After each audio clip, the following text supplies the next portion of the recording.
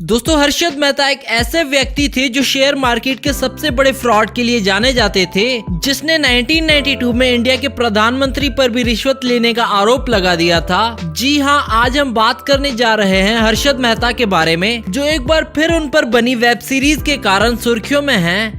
आज की इस लाइफस्टाइल वीडियो में हम बात करने वाले हैं स्टॉक ब्रोकर हर्षद मेहता के बारे में। चलिए वीडियो शुरू करते हैं और आपसे ये रिक्वेस्ट है कि वीडियो को एंड तक जरूर देखिएगा। शायद आपको हर्षद की कुछ ऐसी बातें पता चलें जो आप ना जानते हो। हर्षद मेहता का जन्म साल 1954 में हुआ था और 31 दिसंबर 2001 को हर्षद की हार्ट अटैक के कारण डेथ हो गई थी। इन्होंने अपनी स्कूलिंग रायपुर से की थी। अपनी स्कूलिंग पूरी करने के बाद हर्षद मुंबई आ गए, जहां उन्होंने लाला लाजपत राय कॉलेज से बीकॉम कंप्लीट की। हर्षद को बिजनेस में काफी इंटरेस्ट था, इसीलिए उन्होंने ग्रेजुएशन के बाद बिजनेस की फील्ड में अपना कैरियर बनाने का फैसला किया। हर्षद पेशे से एक स्टॉक ब्रोकर थे। अब चलिए दोस्तों बात कर लेते हैं हर्षद के कैरियर के बारे में। ग्रेजुएशन पूरी करने के बाद हर्षद मेहता ने धीरे धीरे लो लेवल जॉब्स की, जैसे गारमेंट्स और अप्लायंसेस बेचना। उस समय तक हर्षद भी ये नहीं जानते थे कि वे फ्यूचर में क्या करने वाले हैं। कुछ समय बाद ही हर्षद को न्यू इंडिया एश्योरेंस कंपनी में एज अ सेल्स पर्सन काम करने का मौका मिल गया।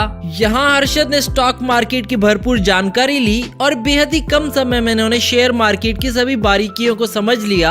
आगे चलकर 1984 में इन्होंने अपनी खुद की कंपनी शुरू की और बॉम्बे स्टॉक एक्सचेंज में मेंबरशिप ले ली। 90s के दशक के आते आते हर्षद को पहचान मिलनी शुरू हो गई थी। लगभग हर अखबार और हर मैगजीन में हर्षद का चेहरा दिखाई देने लगा था। अब बड़े बड़े लोगों के साथ हर्षद का उठना बैठना था। ऐसा माना जा रहा था कि हर्षद मेहता किसी भी शेयर को खरीदते थे तो उसकी कीमत बड़ी तेजी से बढ़ जाती थी। इसी प्रकार हर्षद ने एसीसी के शेयर खरीदे। उस समय शेयर्स की कीमतें 200 रुपए थी, जो कि बाद में सीधा बढ़कर 9,000 रुपए तक चली गई। सभी लोग हर्षद की सफलता से काफी इम्प्रेस होते थे। वहीं दूसरी ओर उनकी सफलता का राज जानने की भी कोशिश करते रहते थे और सभी ये सोचकर परेशान थे कि हर्षद आखिर ऐसा क्या करते हैं कि इनके शेयर्स खरीदने के तुरंत बाद ही इनकी कीमतों में इतना बदलाव आ जाता है। कुछ ही समय बाद टाइम्स ऑफ इंडिया की रिपोर्टर सुचिता दलाल ने हर्षद का भांडा फोड़ ही दिया। इसके बाद इन्होंने देबुशीष जी के साथ मिलकर इस पर द स्कैम किताब भी लिखी थी। हालांकि सुचिता काफी समय से हर्षद की हर मूवमेंट पर नजर रखे हुए थी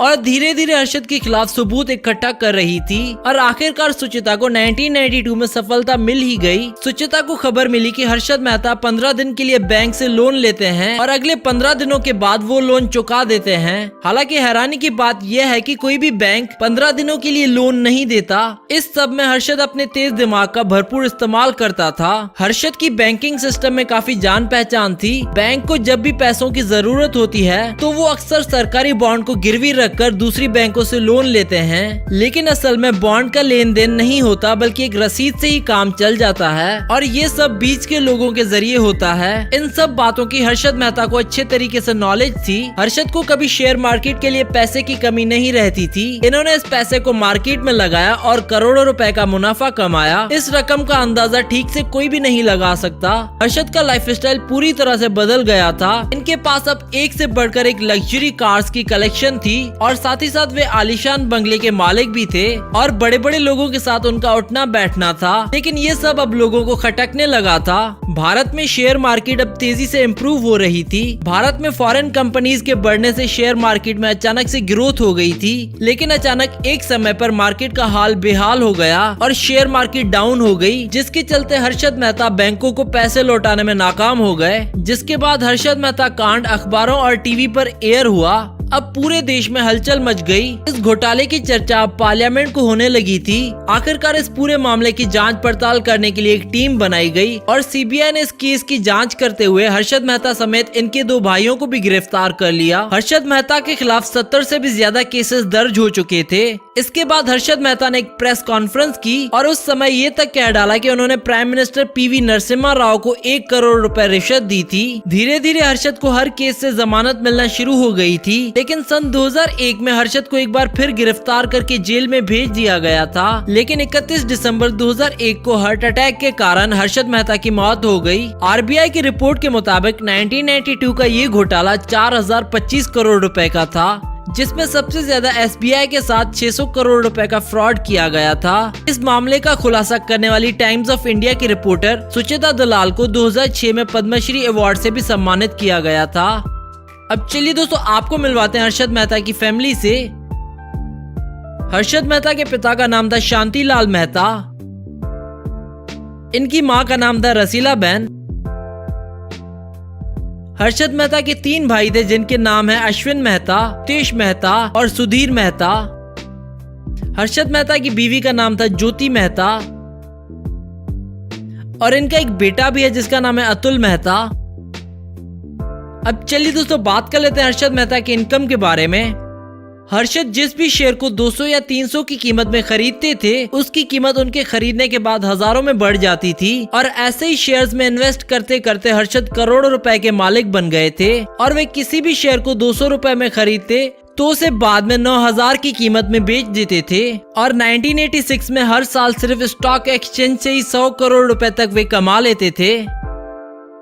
अब चलिए दोस्तों, बात कर लेते हैं हर्षद मेहता की नेटवर्थ के बारे में। 2001 के समय हर्षद की कुल नेटवर्थ 9014 करोड़ रुपए थी, जो कि उस समय के हिसाब से एक बहुत बड़ी रकम है। यहाँ तक कि अगर इस दौर में भी देखा जाए तो 9014 करोड़ रुपए की नेटवर्थ दुनिया के अमीर लोगों में गिने जाने वाले लोगों के पास है। अब चलिए दोस्तों, बात कर लेते हैं हर्षद मेहता के घर के बारे में।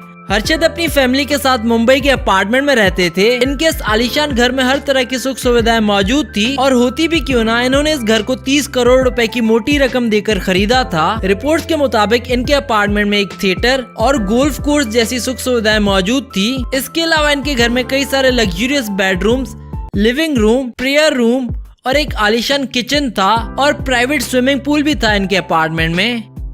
अब चलिए दोस्तों, बात कर लेते हैं हर्षद मेहता की कार्स कलेक्शन के बारे में। इनके पास एक लेक्सस LS 400 कार थी जिसकी कीमत है 40 लाख रुपए।